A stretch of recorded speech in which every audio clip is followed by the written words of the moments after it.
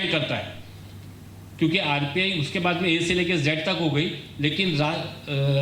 Republican party of India जो है, single नाम अगर किसी के पास में है तो वो उसके राष्ट्रीय प्रवक्ता अजीत सिंह चहल जी से मैं निवेदन करूंगा कि वो इस मंच से आरपीआई की भूमिका को स्पष्ट रूप से रखे, ताकि हमें आने वाले समय में कोई अच्छा कदम उठाने में आसानी हो। अजीत सिंह। इस भारत देश में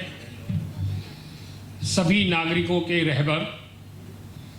भारतीय संविधान के निर्माता बाबा साहब डॉक्टर भीमराव अंबेडकर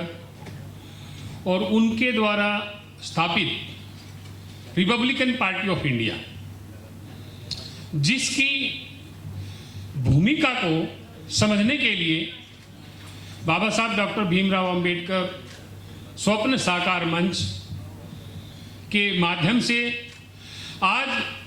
इस सभागार में जो आप लोगों की सभा बुलाई गई है, इसमें हमारे अलग अलग साथियों ने, जो समाज के अलग अलग हिस्सों से आते हैं, उन्होंने अपनी अपनी बातें इस समाज को, इस देश में प्रत्येक व्यक्ति को समानता, बंधुता और न्याय कैसे मिले, स्वतंत्रता कैसे मिले, यहाँ प्रत्येक मानव का सम्मान कैसे हो, इन बातों को करने के लिए अलग अलग तरीके से आप लोगों के सामने अपने विचार दिए। और सारे जो विचार हैं वो कहीं ना कहीं इस बात पर आकर के टिके हैं कि एक वो रहबर जिसने ना कोई जाति देखी, ना कोई धर्म देखा, प्रत्येक व्यक्ति के लिए इस भारत के संविधान के माध्यम से समता, समानता, भाईचारा और न्याय का संदेश दिया। आज उस व्यक्ति की बनाई हुई पॉलिटिकल पार्टी ही इस देश का भला कर सकती है। इसके लिए आगे बढ़ने के लिए, क्योंकि जो पार्टी बाबा साहब डॉक्टर अंबेडकर ने बनाई वो आज धरातल पे कहाँ है, आज धरातल से उठा करके उसको इस देश के शीर्ष तक पहुंचाने के लिए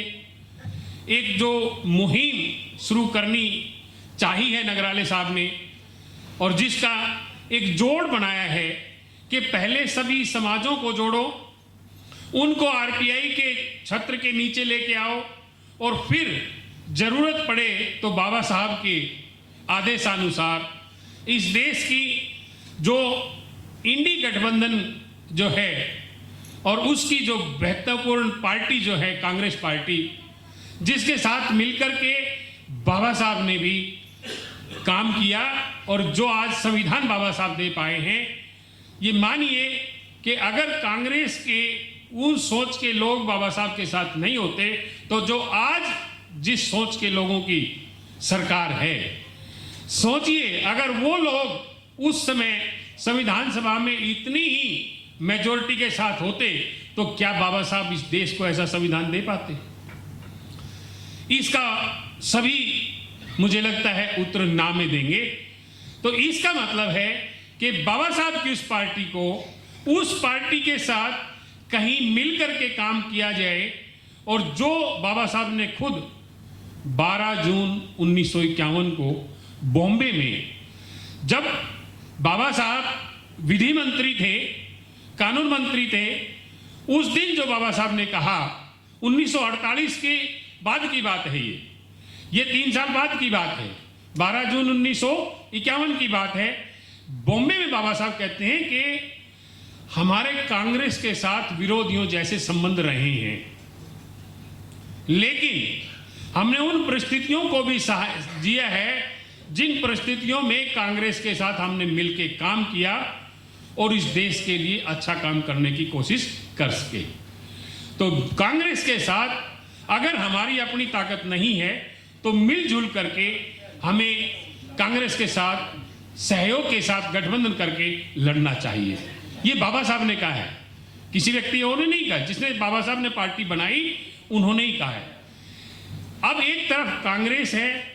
एक तरफ भारतीय जनता पार्टी है। आज की जो सरकार है वो भारतीय जनता पार्टी को,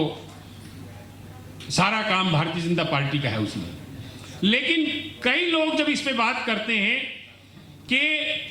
एक वो गठबंधन है जो इंडी गठबंधन और एक वो गठबंधन है जो भाजपा का गठबंधन है, एनडीए गठबंधन। इस देश के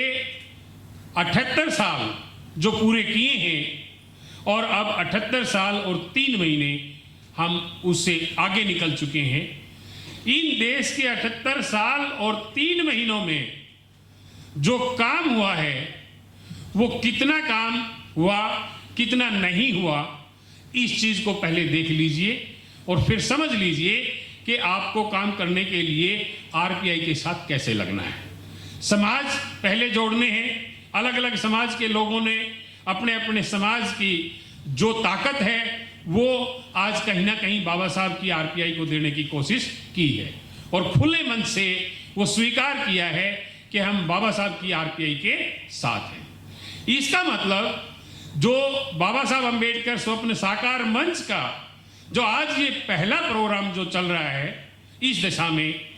कि आरपीआई को आगे बढ़ाया जाए और जरूरत पड़ी तो कांग्रेस के साथ मिलकर बढ़ाया जाए। बहुत से लोग हैं जो 2 प्रश्न अलग अलग करते हैं कि एक तो ये कि आरपीआई कांग्रेस से मिली हुई है, दूसरा ये कि आरपीआई भिन्न भिन्न गुटों में बटी हुई है। जब तक हम इन दोनों प्रश्नों का उत्तर नहीं तलाश लेते हम इस बाबा साहब अंबेडकर स्वप्न साकार मंच के इस उद्देश्य को पूरा नहीं कर सकते। आइए पहले प्रश्न पर चलते हैं कि बाबा साहब अंबेडकर की आरपीआई कांग्रेस से मिली हुई है, इसका क्या उत्तर हो सकता है। बाबा साहब अंबेडकर ने खुद कहा कि हमें जरूरत पड़ी तो अपनी तो ताकत को बढ़ाने के लिए कांग्रेस के साथ गठबंधन करना चाहिए।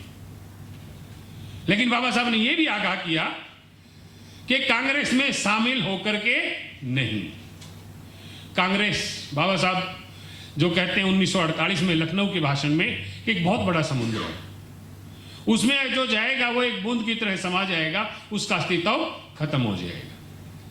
लेकिन ये बहुत बड़ा समुद्र है, इसमें जाकर के अस्तित्व खत्म करने की बजाय हमें अपनी आरपीआई को बनाए रखना है, हमें अपनी आरपीआई को मजबूत करना है और फिर जरूरत पड़ी तो गठबंधन करना है। इस प्रश्न को भ्रमित किया इसका उत्तर देने के लिए तथाकथित बाबा साहब के नाम से पार्टी चलाने वाले लोगों ने। नगराले जी ने उन 2 पक्षों का नाम लिया है जो आज इस बात के लिए उत्तरदायी हैं कि जो बाबा साहब की विचारधारा को खत्म करने के लिए पार्टी जो आज पूर्णतः सत्ता में है वो उन 2 पक्षों की वजह से है। ये वजह शुरू होती है 1984 में। 1984 में अलग अलग तरह की बातें हैं। 1984 में जो पार्टी 2 लोकसभा की सीटें जीत करके आती है, 1980 में बनी हुई पार्टी 1984 में 2 लोकसभा जीतती है। उसी समय 2 नई पार्टियों का भी उद्भव होता है जिनका नाम नगराले जी ने लिया। वो पार्टियां उस पार्टी को गठबंधन देती हैं, सहयोग देती हैं और यूं कहें कि देश के सबसे बड़े प्रदेश उत्तर प्रदेश में तो उस पार्टी के गठबंधन से 3-3 बार खुले तौर पर सरकार बनाई जाती है और चौथी बार उस पार्टी के नेताओं को टिकट दे करके उस पार्टी के नेताओं के मंत्री बनाने का वायदा करके पूर्ण बहुमत की सरकार भी बनाई जाती है। उन लोगों ने यह भ्रम फैलाया कि आरपीआई कांग्रेस के हाथों बिक चुकी है। आरपीआई वो जो बाबा साहब डॉक्टर अंबेडकर ने 1936, याद करो 15 अगस्त 1936 का दिन, जब बाबा साहब डॉक्टर भीमराव अंबेडकर ने एक 1935 का जो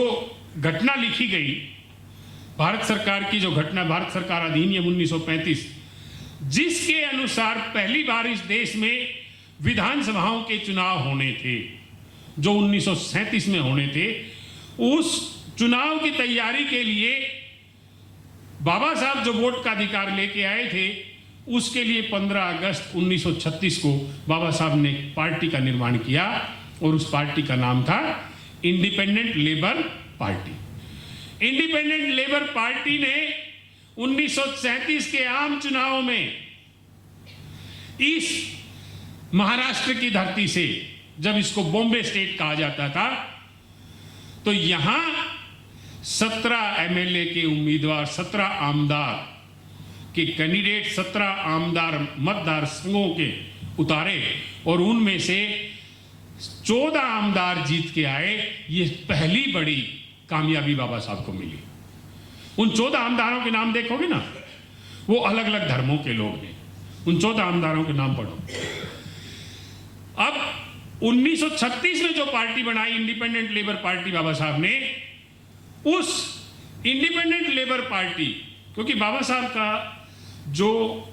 सहयोग जो था, लगाव जो था, साइमन कमीशन में आए हुए विरोध, जो ब्रिटिश के पार्लियामेंट में अपोजिट गुट था, विरोधी पक्ष के जो नेता थे, लॉर्ड क्लेमेंट एटली, जो वहां की लेबर पार्टी के नेता थे, उनसे लगा होने के बाद में लेबर पार्टी का कहीं विचार बाबा साहब के दिमाग में आया था। और उस लेबर पार्टी को जब बाबा साहब ने बनाया इंडिपेंडेंट लेबर पार्टी के नाम से, तो लेबर पार्टी का नाम लेकर के, लेबर्स का नाम लेकर के, मजदूरों का नाम लेकर के एक पार्टी और इस देश में काम करती है, जो महत्वपूर्णतया जो लाल झंडे वाली पार्टी है, वो कम्युनिस्ट पार्टी ऑफ इंडिया, और CPIM, अलग अलग जो भी उनके विंग हैं, ये पार्टी काम करती। तो बाबा साहब इधर मजदूरों का काम करने के लिए इंडिपेंडेंट लेबर पार्टी बना करके शुरुआत करते हैं, क्योंकि नाम में भ्रम था। जो भ्रम जिसकी बात मैं बताऊंगा, वो भ्रम वहां भी फैला। तो बाबा साहब ने 19 जुलाई 1942 को इसी नागपुर की धरती से 17 जुलाई 1942 से और 20 जुलाई 1942 तक जो शेड्यूल कास्ट फेडरेशन का यहां सम्मेलन हुआ, उस दिन 19 जुलाई 1942 को उस पार्टी का नाम बदल के रख दिया था शेड्यूल कास्ट फेडरेशन। उस शेड्यूल कास्ट फेडरेशन के नाते बाबा साहब संविधान सभा पहुंचे और संविधान सभा में जाने के बाद बाबा साहब चीफ आर्किटेक्ट बने, संविधान लिखा और संविधान लिखने के बाद में पहला आम चुनाव इस देश का जो हुआ, उसके लिए बाबा साहब ने, जो मैंने 12 जून 1951 की घटना आपको बताई है, जो भाषण बाबा साहब ने लिखा, बाबा साहब ने बॉम्बे में जो कहा कि हमें सहयोग से, गठबंधन से काम करना चाहिए। सबसे पहला जो बाबा साहब की जो विचार थी, वो थी कि जो सोशलिस्ट लोग जो हैं, उनको साथ लेकर के पार्टी का काम आगे बढ़ाया जाए। बाबा साहब ने उस चीज को आगे बढ़ाने की कोशिश भी की और बाबा साहब को 27 सितंबर 1951 को इस देश के कानून मंत्री के पद से इस्तीफा देना पड़ा। और वजह क्या थी? वजह थी इस देश की महिलाएं, क्योंकि बाबा साहब इस देश की महिलाओं को समान अधिकार दिलाने के लिए हिंदू कोड बिल पास कराना चाहते थे। और जिस हिंदू कोड बिल को पहले ये आश्वासन देते हुए नेहरू कैबिनेट ने कहा था कि आप बनाओ, हम इसको पास करेंगे। जब हिंदू कोड बिल को लागू करने से मना कर दिया नेहरू कैबिनेट ने, तो बाबा साहब ने इस देश के प्रथम विधि मंत्री से, प्रथम कानून मंत्री से इस्तीफा दिया। क्यों? क्योंकि इस देश की महिलाओं को बाबा साहब वो सम्मान दिलाना चाहते थे। और जब बाबा साहब ने इस्तीफा दिया, तो ठीक उसके 1 महीने बाद खुशकमल जी अभी आकर के बोल के गए, बड़े कम शब्दों में और बड़े उत्तेजित कर देने वाले शब्दों में, पंजाब, उसी पंजाब से मैं भी